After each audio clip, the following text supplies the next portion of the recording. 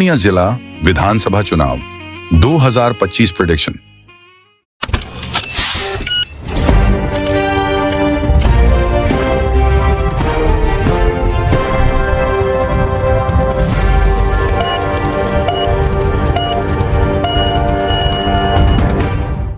आइए दोस्तों, हम देखते हैं पूर्णिया जिला में जो पूर्णिया जिला का परिणाम जो पिछले विधानसभा चुनाव यानी 2020 में जो विधानसभा चुनाव हुआ था उसमें हम देखेंगे पहले कि उसका क्या नतीजा रहा था। उसके बाद हम फिर बात करेंगे पूर्वानुमान की, जो आने वाला चुनाव है अभी अक्टूबर नवंबर में जो चुनाव होने वाला है 2025 का, तो उसके बारे में भी हम बात करेंगे कि किस पार्टी को कितने % वोट मिलने की संभावना है।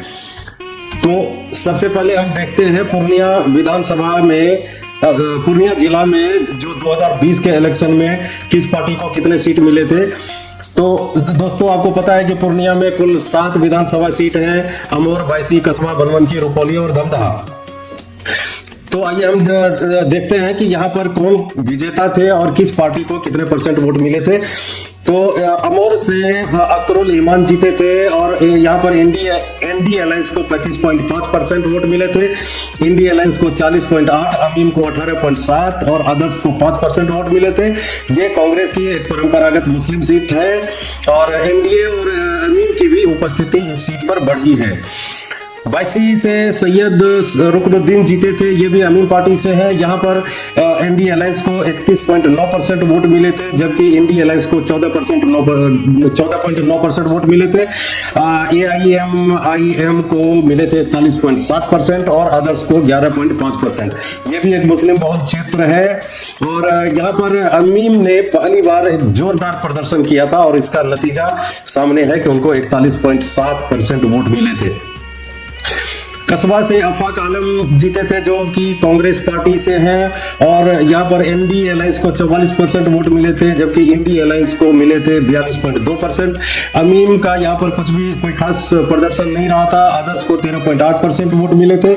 और यहाँ पर जो है कसबा में दोनों राष्ट्रीय दलों में सीधी टक्कर हुई थी। हालांकि एनडीए को 2015 चुनाव के मुकाबले में यहाँ पर थोड़ी बढ़त भी देखने को मिली थी। बनवनकी जो कि आरक्षित सीट है, यहाँ से कृष्ण कुमार ऋषि भारतीय जनता पार्टी से जीते थे। यहाँ पर एनडी अलायंस को 48.7% वोट मिले थे, जबकि इंडी अलायंस को 39.9% वोट मिले। अमीम का यहाँ पर कोई खास प्रदर्शन नहीं था, अदर्स को यहाँ पर 11.4% वोट मिले थे। ये जो क्षेत्र है ये SC आरक्षित सीट है ये, और यहाँ पर एनडीए की पकड़ मजबूत है और जाति वोटर भी यहाँ पर प्रभावी रहा था। रुपौली में बीमा भारती जीती थी, जो कि जेडीयू से थी, जनता दल यूनाइटेड से। और यहाँ पर जो है इंडी अलायंस को मिले थे 32.8% वोट और इंडी अलायंस को 26.7% वोट। अमीम का कोई खास नहीं था यहाँ पर, जबकि अदर्स को यहाँ पर सबसे ज्यादा 40.5% वोट मिले थे। जदयू और एनडीए यहाँ पर मुख्य था, जदयू और बीजेपी यहाँ पर मुख्य पार्टी थी। लेफ्ट और एलजेपी की भी उपस्थिति यहाँ पर इन लोगों ने भी अपनी उपस्थिति दर्ज करवाई थी। हाँ, एक बात जरूर है कि यहाँ पर सीपीआई को 26.7% वोट मिले थे।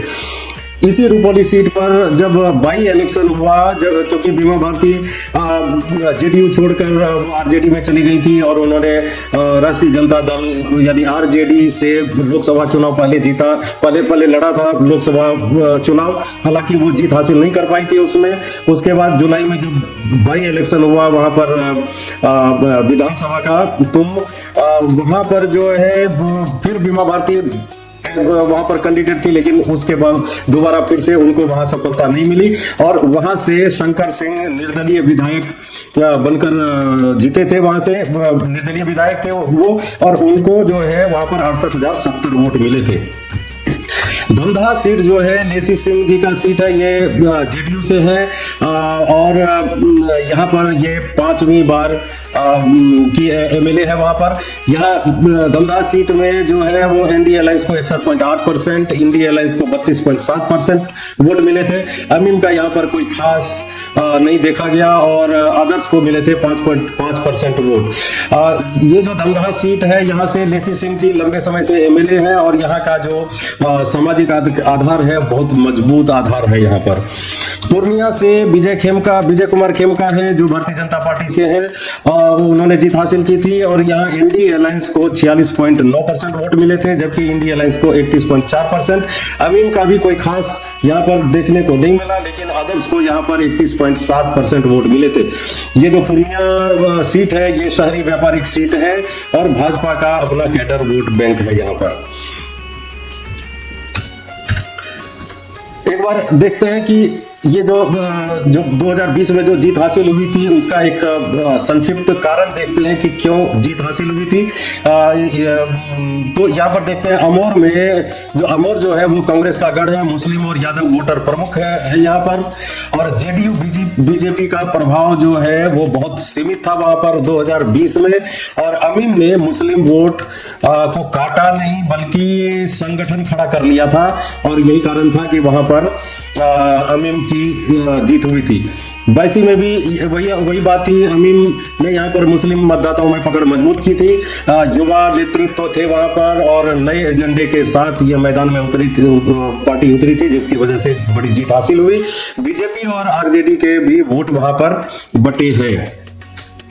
कसबा विधानसभा में यहाँ पर एनडीए और कांग्रेस की सीधी टक्कर थी और ध्रुवीकरण हो गया था यहाँ पर बहुत ज्यादा। और हालांकि एनडीए को जो भी वोट मिला वो जातीय पहचान का लाभ मिला वहां पर उनको, हालांकि यहाँ से एनडीए जीत हासिल नहीं कर पाई थी। बनमनखी से अनुसूचित जाति की यह सीट पूरी तरह से एनडीए के पक्ष में रही, वजह विकास और सामाजिक समीकरण था। रुपौली सीट में एनडीए के जातीय समीकरण के सामने विपक्ष बहुत ही ज्यादा कमजोर नजर आई। लेफ्ट, लोजपा और निर्दलीय ये सारे के सारे वोट कटवा के रूप में उभरे थे। हालांकि उपचुनाव में ना तो एनडी अलायंस ना ही इंडी अलायंस कोई भी नहीं जीत पाया। यहाँ से शंकर सिंह जीते थे उपचुनाव में। दमदहा सीट पिछले 5 विधानसभा चुनाव से जेडीयू के पास ही है। वहाँ जो वहाँ की जो एमएलए है लेसी सिंह, उनकी लोकप्रियता है वहाँ पर। महिला सशक्तिकरण और विकास योजनाओं का लाभ एनडीए को वहाँ पर बढ़त दिलाता रहा है। पूर्णिया शहरी व्यापारिक क्षेत्र है जहां भाजपा का परंपरागत वोट बैंक है। कांग्रेस जो है वो अपना मजबूत माहौल यहां पर आज तक नहीं बना सकी, उस समय तक नहीं बना सकी थी 2020 तक। अभी का क्या स्थिति है अभी हम देखेंगे, पूर्वानुमान देखते हैं 2025 इलेक्शन में किस पार्टी को कितनी सीट मिलने की उम्मीद है।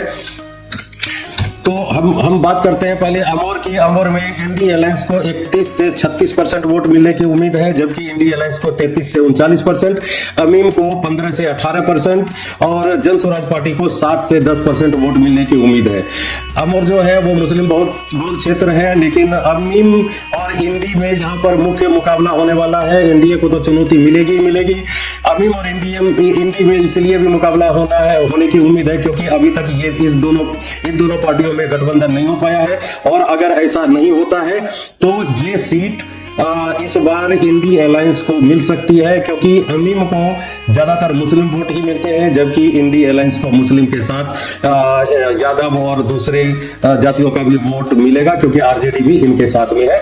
और वैसे देखा जाए तो जो हमने ग्राउंड में जो हमने देखा ग्राउंड पर, इससे ये पता थोड़ा सा अनुमान लगा कि पूर्णिया जिला में खासकर अमीम का कोई भी प्रत्यक्ष जन समर्थन नहीं है।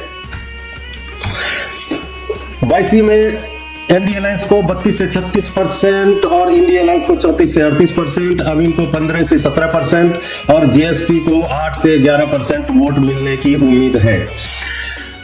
यहाँ पर भी अमीम का प्रभाव है, लेकिन इंडी अलायंस भी यहाँ पर मजबूत है क्योंकि इनको मुस्लिम का समर्थन हासिल है। इसके साथ साथ यादव और अन्य जातियों के वोट भी इंडी अलायंस को मिलते हैं। एनडीए एज यूजुअल तीसरे स्थान पर रहने की संभावना है, लेकिन अगर अमीम और इंडी में गठबंधन नहीं होता है तो दोनों में कांटे की टक्कर होगी। कसबा विधानसभा में एनडी अलायंस को 38 से 44% वोट मिलने की उम्मीद है, जबकि इंडी को 41 से 45, अमीम को 4 से 6 और जन स्वराज पार्टी को 8 से 10% वोट मिलने की उम्मीद है। यहाँ पर मिश्रित जाति है। एनडी अलायंस और इंडी अलायंस में यहाँ सीधे टक्कर होने की संभावना है। अमीम का कोई खास असर नहीं है, लेकिन जन स्वराज पार्टी का असर जरूर दिख रहा है। बनमनखी में इंडी अलायंस को 40 से 46 सीट और 40 से 46%, इंडी को 38 से 43%, अमीम को 3 से 5 और जन स्वराज को 7 से 11% वोट मिलने की उम्मीद है। ये बनमनखी जो है ये एक तो आरक्षित क्षेत्र है, ऊपर से एनडीए को ग्रामीण विकास का जो है उसका फायदा मिलेगा, वहां पर मिलने की उम्मीद है, और महिला वोट एज यूजुअल इनको मिलेगा। और लेकिन एक बात जरूर है, यहाँ पर जन स्वराज दिनों दिन अपनी बढ़त बनाई जा रही है, जो कि इन सभी के वोट को बिखेर सकती है। रुपोली में एनडी अलायंस को 39 से 45, इंडी अलायंस को 38 से 42, अमीम को 4 से 7 और जन स्वराज को 8 से 12% वोट मिलने की उम्मीद है। रुपोली सीट जो है ये यहाँ पर एनडीए का आधार बहुत मजबूत है, जन स्वराज के कुछ सभाओं का असर तो है वहां पर, और यही कारण है कि यहाँ पर वोट परसेंटेज इन जन स्वराज पार्टी को बढ़ता हुआ दिख रहा है। अमीम की कोई खास ठीक स्थिति नहीं है। रुपोली विधानसभा में दमदहा में एनडी अलायंस को 41 से 47% वोट, इंडी अलायंस को 38 से 43, अमीम को 3 से 5 और जीएसपी को 8 से 10% वोट मिलने की उम्मीद है। दमदहा में भी एनडी अलायंस और इंडी अलायंस में मुख्य टक्कर होने वाली है। जन स्वराज पार्टी की पैठ जो है वो युवाओं में बढ़ चुकी है, और यही कारण है कि जो एनडी अलायंस में अभी आप देख रहे हैं 41 से 47% वोट, जबकि 2020 विधानसभा चुनाव में 60-61% वोट मिला था इनको। तो जो जन स्वराज पार्टी है वो हर एक सीट पर मुख्य रूप से बीजेपी यानी कि एनडी अलायंस का ही वोट काटेगी वहां पर। पूर्णिया की स्थिति गजब है। पूर्णिया में एनडी अलायंस और इंडी अलायंस दोनों को 39 से 44% वोट मिलने की उम्मीद है। अमीम को कोई खास नहीं, 4 से 7, जबकि जन स्वराज की भी यहाँ पर बढ़त है काफी, 9 से 12% वोट मिलने की उम्मीद है यहाँ पर। पूर्णिया जो है वो शहरी ग्रामीण का मिला जुला क्षेत्र है। एनडीए और इंडी इन दोनों में कांटे की टक्कर होने वाली है, और जन स्वराज पार्टी यहाँ पर अपनी बढ़त बढ़ाए हुए है काफी बाकी और सीटों के मुकाबले, जिसका खामियाजा जो है वो एनडी अलायंस और इंडी अलायंस दोनों को भुगतना पड़ेगा। और एनडी और इंडी अलायंस दोनों के वोट प्रतिशत का समान होने का एक और कारण ये भी है कि जो हमें ग्राउंड में देखने को मिला, यहाँ के जो लोग हैं, जो स्थानीय लोग हैं, यहाँ के कुछ हद तक लोग वर्तमान विधायक से नाराज दिखे हमें, इसलिए दोनों का वोट परसेंटेज जो है वो बराबर आ रहा है। दोस्तों, यह जीपीएन बिहार का ओपिनियन पोल है। वास्तविक वोट प्रतिशत चुनाव परिणामों में भिन्न हो सकते हैं, इसलिए इस परिणाम को पूर्ण रूप से चुनावी परिणाम ना समझा जाए, यह सिर्फ एक पूर्वानुमान है। थोड़ा सा इसको अगर विस्तार से देखें तो अमोर और बैसी में यहाँ पर मुस्लिम बहुलता होने से अमीम और इंडी को सीधा लाभ मिलता है। एनडीए के लिए मुकाबला कठिन है। जन स्वराज का ऐसे तो असर देखने में सीमित लग रहा है, लेकिन दिनों दिन ये इसका असर बढ़ते जा रहा है। अमोर जो है वो मुस्लिम बहुल क्षेत्र है, लेकिन अमीम इंडी में मुख्य मुकाबला होगा, क्योंकि दोनों पार्टी अलग अलग चुनाव लड़ रही है। जो अभी तक की जो रिपोर्ट है, एनडीए को ऑफकोर्स चुनौती मिलेगी, और अगर कहीं अमीम इंडी में शामिल हो जाता है तो यहाँ पर अमीम की जीत निश्चित मानी जाती है, नहीं तो ये सीट इंडी अलायंस के पास जा सकता है, क्योंकि इंडी अलायंस को मुस्लिम के अलावे और भी जातियों का वोट मिलता है। वैसे ये देखने को मिला है प्रत्यक्ष रूप में अमीम का पूर्णिया जिला में कोई जन समर्थन नहीं दिखा। बैसी में भी अमीम का प्रभाव है, लेकिन इंडी अलायंस भी मजबूत स्थिति में है, क्योंकि यहाँ पर भी उसको मुस्लिम समर्थन है। इसके अलावे यहाँ पर यादव और अन्य जातियों के वोट भी इंडी अलायंस को मिल रहे हैं, और उम्मीद ये की जा रही है कि इंडी और अमीम में दोनों में कांटे की टक्कर होगी। एनडीए एज यूजुअल तीसरे स्थान पर रहने की संभावना है। कस्बा, बनमनखी, रुपोली और दमदहा में एनडी अलायंस और इंडी अलायंस मुख्य प्रतिस्पर्धी है, मुख्य फाइटर है, दोनों आमने सामने होंगे, जबरदस्त टक्कर होगी दोनों में। लेकिन जन स्वराज युवाओं और बदलाव चाहने वालों को अपील कर रही है, और काफी हद तक जन स्वराज का प्रभाव युवाओं में देखने को मिला है, और इसका नतीजा ये हो सकता है कि जो वोट परसेंटेज है इन पार्टियों का यहाँ पर कम हो जाए, क्योंकि वो उनसे वोट कटकर वो जाएगा सीधा जन स्वराज पार्टी को। अमीम का कोई खास प्रभाव इन चारों क्षेत्रों में देखने को नहीं मिला है।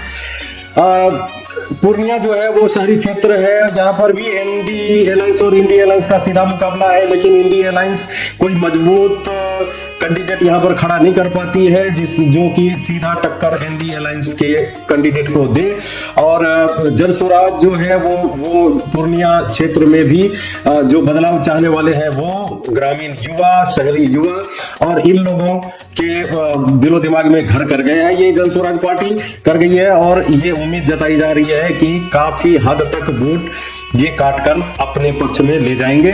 तो एनडीए अलायंस और इंडिया अलायंस का जीतना थोड़ा सा मुश्किल नजर आ रहा है कि यहाँ पर क्या होगा यह कहना बहुत मुश्किल है। लेकिन फिर भी अभी तक जो ग्राउंड पर जो लोगों से मिलने के बाद जो रुझान आया है उसके हिसाब से यहाँ पर एनडीए अलायंस की बढ़त दिख रही है। हालांकि मुस्लिम क्षेत्र में एनडीए अलायंस की पकड़ बढ़ी है, फिर भी मुस्लिम मतदाताओं में अमीन की संगठनात्मक मजबूती और लोकप्रियता इन सीटों पर बड़ी चुनौती बनी हुई है। फिर वही बात है, अगर अमीन को इंडी में शामिल नहीं किया जाता है तो इंडी और अमीन आपस में लड़ेंगे और निश्चित रूप से इसका फायदा एनडीए अलायंस को मिल सकता है।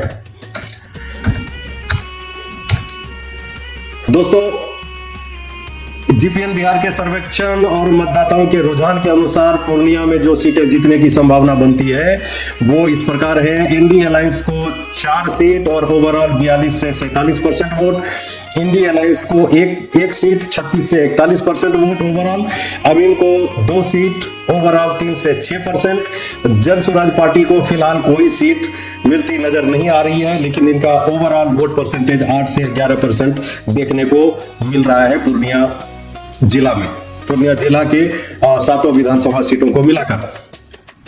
सर्वेक्षण में जो बात सामने निकल कर आई उससे ये तय है कि जनसुराज पार्टी इस आगामी चुनाव में बहुत बड़ी भूमिका निभाने वाली है। चुनाव जीतना किसी भी पुरानी पार्टी के लिए टेढ़ी खीर साबित होगा, क्योंकि जनसुराज का जनाधार दिनों दिन बढ़ता जा रहा है, खासकर युवा वर्ग में, और उनके बीच जो बदलाव चाहते हैं। वोट प्रतिशत भी रोज रोज बढ़ रहा है।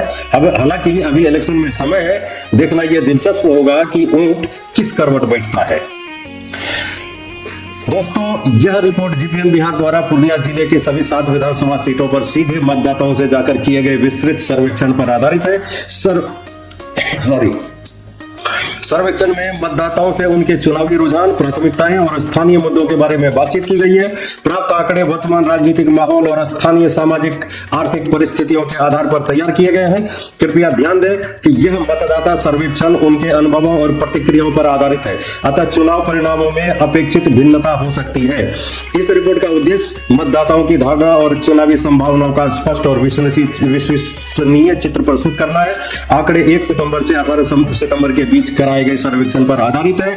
आपसे निवेदन है, दर्शकों से निवेदन है कि ये जो सीट्स और परसेंटेज दिए गए हैं इसे चुनाव परिणाम ना समझा जाए, ये सिर्फ एक पूर्वानुमान, प्रेडिक्शन है। दोस्तों, आपका बहुत बहुत धन्यवाद ये वीडियो देखने के लिए, और आपकी क्या राय है हमें कमेंट करके बताएं। क्या आप इस प्रेडिक्शन से, पूर्वानुमान से सहमत है? तो हमें कमेंट बॉक्स में जरूर लिखें। वीडियो को लाइक करें, शेयर करें और चैनल को सब्सक्राइब करना ना भूलें। धन्यवाद, थैंक यू वेरी मच। मिलते हैं एक नई वीडियो के साथ।